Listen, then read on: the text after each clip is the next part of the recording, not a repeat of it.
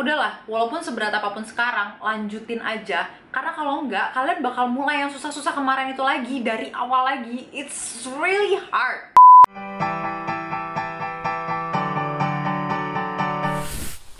Hai semuanya, aku Aci dan hari ini kita bakalan ngebahas tentang gimana sih caranya biar bisa jadi konsisten. Kalian tahu dong kalau ngumpulin motivasi untuk melakukan suatu hal yang kalian impi-impikan itu tuh sebenarnya susah banget. Tapi yang lebih susah lagi daripada mendapatkan motivasi tersebut adalah konsisten untuk tetap melakukan hal tersebut. Gimana sih caranya biar jadi disiplin? Gimana sih biar konsisten kita tuh tetap ngelakuin hal itu? Nah, di video ini aku bakalan bantu kalian untuk jadi lebih konsisten menurut banyak pengalaman aku dan juga beberapa research yang udah aku lakuin.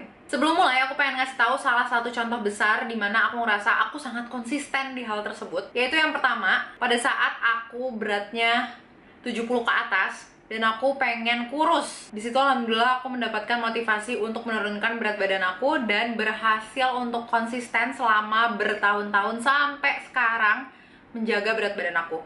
Di situ aku totalnya turun 20 kilo. Setelah itu sempet naik, terus turun, naik, turun, kayak gitu terus. Sekarang aku lagi naik ya. Jadi jangan bingung kalau pipi aku rada lebih fluffy daripada video-video 1 tahun yang lalu. Hal kedua yang aku ngerasa aku sangat konsisten adalah ngajar bahasa Korea. Kenapa? Karena aku ngajar dengan sistem aku sendiri. Konsistennya di mana? Aku konsisten bikin materi pengajaran bahasa Korea yang menurut aku sebenarnya jujur aku tuh males banget, tapi ya mau nggak mau aku lakuin karena aku udah ngebikin sistem seperti ini. Jadi mau nggak mau aku harus konsisten terus, dan aku udah bikin janji sama orang, aku udah bikin janji sama diri aku sendiri, so I have to do it. Nah, langsung aja kalau gitu ke tips-tips dari aku untuk gimana caranya kita bisa jadi orang yang konsisten. Yang pertama, make a plan and schedule. Aku udah ngomongin ini beberapa kali di video-video sebelumnya, tapi aku jelasin lagi aja dikit. Jadwal sehari-hari atau jadwal mingguan dalam hidup kalian itu bakalan ngebantu kalian untuk lebih konsisten banget. Asalkan kalian bener-bener stick to it ya. Setelah kalian ngebuat jadwal itu, kalian nggak perlu ngikutin jadwal itu 100%.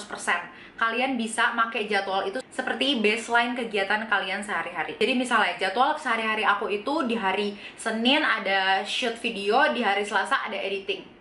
Tapi misalnya hari Senin aku nggak bisa shoot video, oh berarti shoot videonya diganti jadi hari Selasa. Kalau ada editing yang belum selesai, aku kerjain di hari Senin. Jadi kayak dituker-tuker tuh nggak apa-apa, tapi tetap dilakuin di dalam minggu yang sama. Kalau aku lebih senang weekly schedule ya, karena kalau misalnya jadwal bulanan kayak susah gitu loh kita memprediksi apa yang bakalan terjadi bulan depan. Jadi menurut aku jadwal mingguan adalah yang paling baik. Setelah bikin jadwal ini, jangan terus habis itu dibuang, ditempel di tembok, ditempel di kulkas, ditempel di lemari. Bikin kalian ngelihat itu terus dan bikin diri kalian siap untuk ngejalanin itu sebelum benar-benar oke, gue mulai hari ini. Atau kalau kalian mau langsung mulai supaya kalian nggak mundur-mundur lagi, itu lebih bagus lagi. Oke, schedule ini gue buat mulai hari ini. Malam ini gue bakalan gini-gini, besok gue gini-gini. Atur semuanya. Yang jelas kalian harus mulai membuat schedule. Yang kedua, selalu ingat kenapa kita mulai hal tersebut. Jadi setelah kita menjalankan hal-hal yang kita pengenin itu, yang kita haruskan untuk diri kita sendiri itu, yang berat-berat tapi demi mencapai suatu hal yang jauh lebih besar daripada apa yang kalian punya, pasti akan ada momen-momen dimana kalian tuh rasanya kayak gue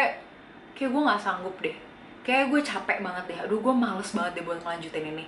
Di saat-saat seperti itu, kalian harus ingat kenapa kalian mulai itu. Karena gini, segala rencana dan jadwal yang udah kalian bikin itu pasti ada manfaatnya untuk mendapatkan hal yang kalian inginkan itu. Jadi asalkan kalian lanjutin, ya kalian bakalan bener-bener ngeliat hasil dari perjuangan kalian. Makanya kalian harus inget terus kenapa kalian memulai dan apa tujuan kalian. Yang ketiga, jangan mengabaikan progres kita sekecil apapun itu. Jadi gini loh, kadang tuh kita nggak menghargai progres kita, karena kadang-kadang progres yang terjadi yang kita bisa lihat secara nyata itu tuh pasti kecil-kecil banget.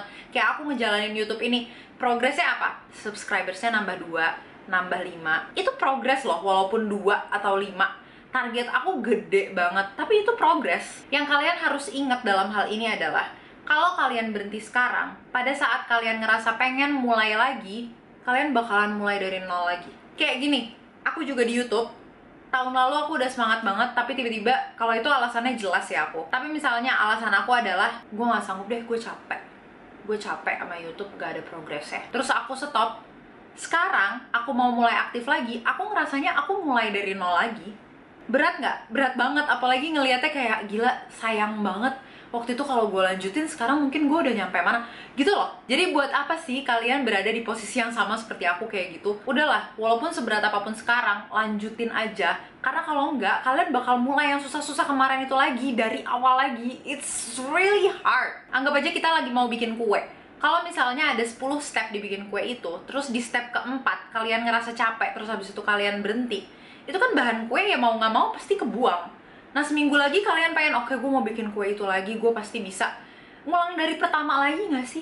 Nggak mungkin bahan yang seminggu yang lalu dipakai buat sekarang, kayak mubazir gitu loh perjuangannya. Jadi coba dihargain segala progres yang ada. Yang keempat, ini rada mirip sama yang ketiga, tapi rada lebih jelas ya. Kalian harus lebih mengerti apa sih itu artinya proses. Semakin besar target kalian, akan semakin lama prosesnya. Kalau misalnya kalian hoki bisa mendapatkan hal tersebut dalam waktu dekat, itu hoki, itu keberuntungan kalian. Tapi mayoritas dari kita pada saat kita berjuang ingin mendapatkan suatu hal yang besar, ya kita harus berjuangnya perlahan-lahan. Contohnya pada saat aku diet, nggak mungkin hari ini aku olahraga berharap aku besok udah kurus. Great things takes time. Kalau instan nggak mungkin hal itu seberharga itu.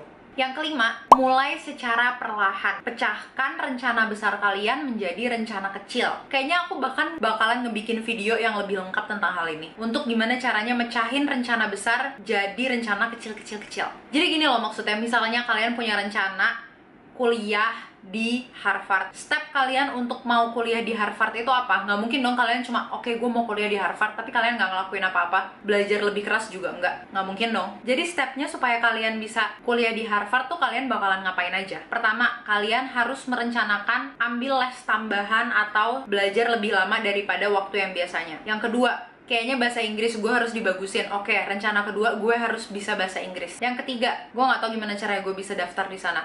Sekarang gimana? Oke, gue cari agen yang bisa nyambungin gue ke sana. Jadi, goals yang besar itu dijadiin goals kecil-kecil yang akhirnya adalah si goals besar ini. Jadi, walaupun kalian baru berhasil menjalankan rencana A untuk sampai ke step yang jauh banget itu, tapi itu tetap adalah sebuah goals kecil. Which means, yang tadinya step yang kalian harus ambil untuk dapetin goals kalian adalah 10, sekarang tinggal 9. Yang keenam, ini adalah suatu hal yang aku nggak pernah sadar aku jalanin, tapi setelah aku denger ada yang nyebutin terus kayak yang, iya ya bener juga ya, itu tuh gimana caranya gue bisa jadi konsisten. Jadi poin keenam ini adalah jangan dengerin kata hati kita. Di topik-topik self-love sebelumnya, aku selalu ngajarin kalian untuk kayak lihat ke dalam diri kalian ada apa, kalian sukanya apa, cari apa yang pengen kalian lakukan. Di sini nggak bisa. Kalau kalian udah punya goals, keinginan-keinginan yang bakalan muncul setelah itu kebanyakan bakalan memperlambat atau bahkan nge-stop kita dari perjalanan kita untuk menuju si goals tersebut. Jadi kata hati apa sih yang jangan didengerin? Gue gak bakalan bisa lah orang sesusah ini. Ya alah, paling gagal gue. Aduh hari ini harus kerja lagi. Aduh gue harus ngelakuin ini lagi hari ini. Duh males banget, sumpah.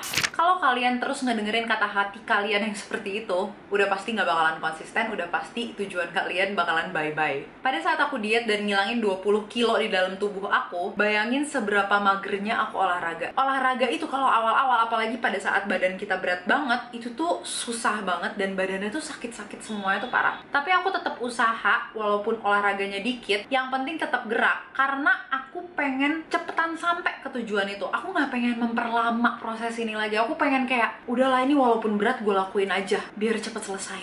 Kayak kadang-kadang yang wajib didengerin itu adalah rasa capek yang bikin kita pengen cepet selesaiin, bukan rasa capek yang bikin kita pengen mundur. Untuk jadi konsisten ini, kita harus ngeliat kayak diri kita adalah bos dari diri kita sendiri. Kalau kita punya anak buah atau orang yang kerja sama kita, pada saat dia bilang, aduh besok aja ya, aku gininya, abis hari ini kayak pengen nonton drama aja. Apakah kalian bakalan seneng? Kerjaannya nggak bakalan beres kan? Nggak bisa gitu dong. Nah sekarang, ini tuh kayak ada dua sisi di dalam diri kalian. Yang satu adalah seseorang yang pengen mendapatkan hal A, dan yang satu adalah yang ngerjain. Yang pasti si yang ngerjain yang bakalan kesulitan. Tapi sisi A kalian, sisi bos kalian di dalam diri kalian harus lebih galak daripada sisi yang ngerjain ini. Kalian harus bisa galak sama diri kalian sendiri. Kalian harus bisa tahu kapan kalian benar-benar butuh istirahat, sama kapan kalian tuh sebenarnya cuma males doang. Kita harus mulai bisa bedain dan harus mulai bisa ngelawan hal-hal tersebut. Sampai detik ini pun aku masih selalu berjuang dengan hal ini. Setiap hari Kayak hari ini, aku kemarin habis olahraga yang kayak otot banget gitu kan targetinnya. Jadi badan aku tuh sakit-sakit gitu. Dan bawaannya dari pagi, dari bangun tidur aja aku bawaannya tuh udah capek. Tapi hari ini aku ada schedule bikin 2 video. Kenapa? Karena minggu depan aku harus bikin video yang lain lagi. Yang artinya kalau hari ini aku undurin ke besok, kemungkinan besok aku nggak bisa lakuin tiba-tiba. Terus gimana? Mau kapan shootnya, mau kapan ngeditnya, terus targetnya gimana kalau nggak bisa terpenuhi? Gitu loh. Jadi pikiran aku tuh kayak panjang. Jangan dengerin apa yang aku mau pada saat itu yang impulsif, tapi aku lebih ngelihat rencana besar aku. Jadi hari ini alhamdulillahnya aku tetap dandan, aku tetap bikin video walaupun aku capek banget. Sekarang aku rasanya pengen rebahan.